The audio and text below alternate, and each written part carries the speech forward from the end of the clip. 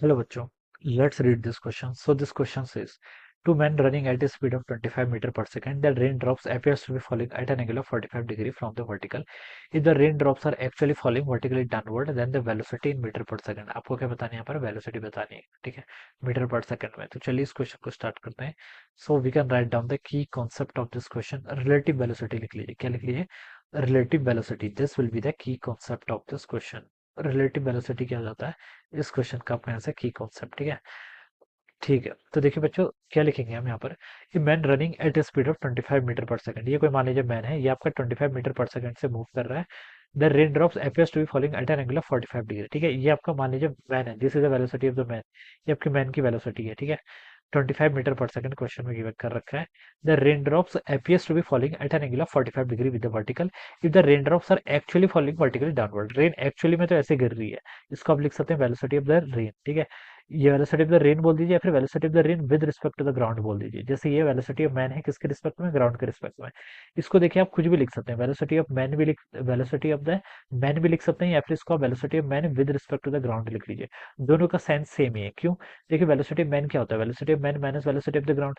Ground तो आपका rest पर ही रहता है, ठीक है, तो ये तो जीरो के इक्वल हो जाएगा, तो वो किसके इक्वल आएगा? Velocity of the man.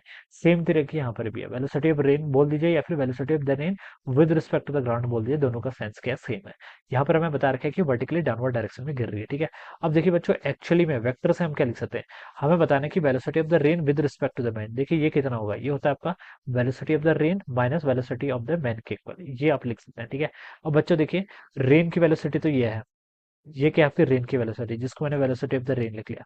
Minus करना है वेलोसिटी ऑफ मैन को, या फिर आप ऐसे लिख लीजिए वेलोसिटी ऑफ द। देखिए सब्सट्रैक्शन को कैसे करते हैं? Velocity of the rain plus add ही कर देंगे हम उसमें minus VM vector. VM vector को उल्टा करके जोड़ देंगे। वीएम तो देखिए किस डायरेक्शन में? ऐसे राइट की तरफ है, इसको उल्टा कर दो। क्या उल्टा करेंगे तो ये आ जाएगा, ठीक है। ये आ जाएगा कि आपका माइनस वीएम। वीएम आपका लेफ्ट की तरफ है, राइट की तरफ, माइनस वीएम लेफ्ट की तरफ, ठीक है। तो ये आपका इधर आ जाएगा, तो ये क्या आ जाएगा? इन दोनों का रिजल्टेंट आ जाएगा।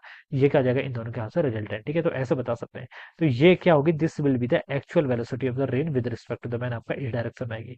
This is the velocity of the rain with respect to the man. ऐसे हम इसको यहाँ पर ऐसे ड्रॉ करेंगे, ठीक है।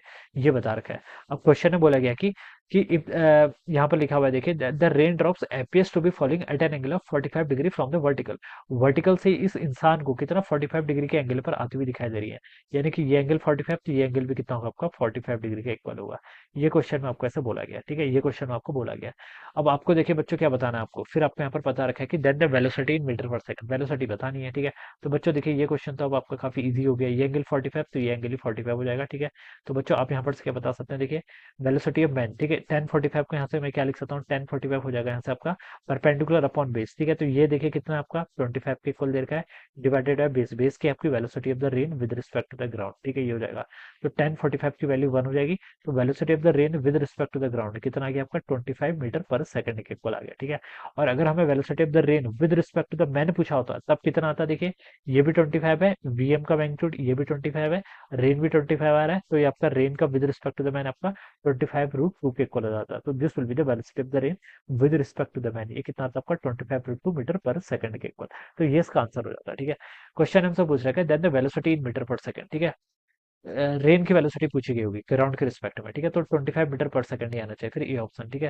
तो ये आपका ए ऑप्शन होना चाहिए, ठीक है। क्वेश्चन में देखिए स्पेसिफिकली मेंशन नहीं किया, खाली इतना बोल रखा है वेलोसिटी इन, ठीक है। और वेलोसिटी किसकी बतानी है? Velocity of rain with respect to the ground बताना है, तो ये तो 25 मीटर पर सेकंड होगा।